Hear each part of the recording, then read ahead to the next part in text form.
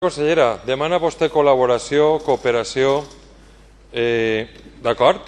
Anem a provar, anem a fer la prova del cotonpel en la seva cooperació. Primera pregunta, va vostè a destinar 700.000 euros, 700.000 euros en l'operació Triunfo? Per exemple. Primera pregunta, per saber quin tipus de promoció turística estem parlant, perquè ens parla de que el turisme ha resistit, sí, però malgrat les seues polítiques, perquè n'hi ha un sector competitiu que malgrat un govern ineficaç i incompetent, doncs està aguantant el tiró de la millor manera possible. Segona pregunta, va vostè a demanar la gestió del litoral? Perquè ha tirat una pulla sobre els xiringuitos, això o l'altre, ja sabem que en Madrid no n'hi ha platja, però senyora consellera, algú li ha dit que aquestes Corts han aprovat de forma unànim la demanda de la gestió del litoral per part de la Generalitat Valenciana? És que n'hi ha comunitats autònomes que ja ho tenen això quasi en marxa, però que així som zero en competències, zero en eficàcia i zero en reclamar alguna cosa.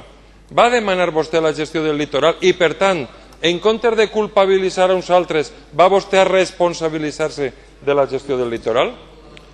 Tercera pregunta.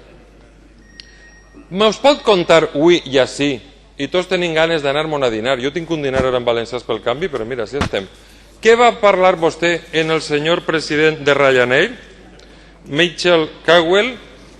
Senyora consellera, és que hem perdut en un aeroport com Manises 700.000 turistes, 700.000 viatgers, i tot per què? Perquè li tenen que aguantar el xiringuito Air Nostrum, perquè han arribat a un acord obsolet en Air Nostrum per a que els pagui vostès a l'aeroport de Castelló? De què estem parlant així? Col·laboració. Contem-nos com ha quedat vostè en el president de Ryanair. Perquè mos ha dit així de passaeta, com màrqueting internacional, màrqueting corporatiu. Anem a veure, n'hi ha acord o no n'hi ha acord?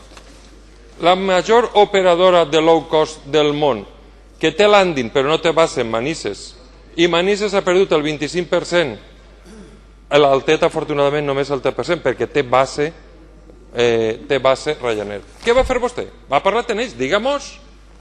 Així podrem anar funcionant tots d'una forma correcta i sabrem el que atendrem, però clar, l'autobombo i no tindre els peus en terra doncs fa, senyora consellera, que vostè ara ens digui que la solució al turisme és l'AVE.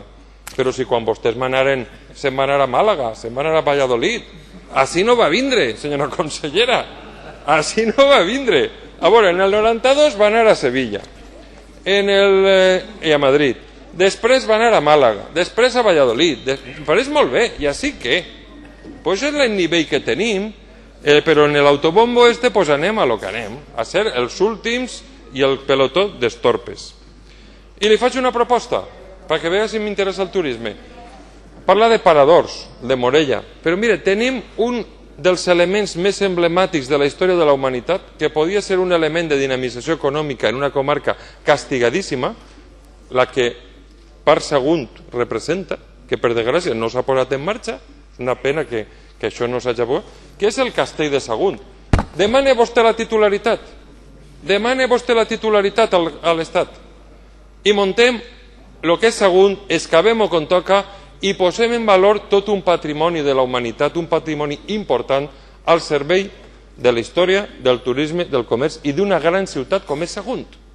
Va fer vostè alguna cosa, per exemple, en Sagunt? Perquè allò està morint-se allí. Un castell que des que Aníbal va passar per allí que no s'ha fet res. Sap? Entonces demana vostè la titularitat i això podria ser una valorització important. Són 4 propostes que li faig. Podia fer-li més, però sap el que li dic?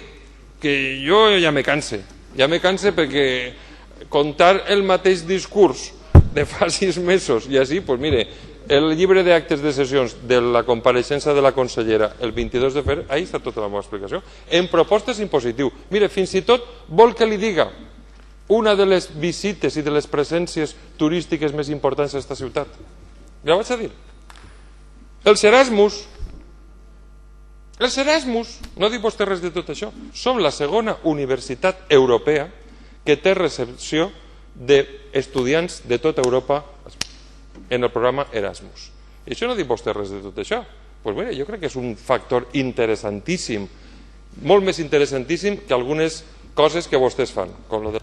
Moltes gràcies, senyor Morera.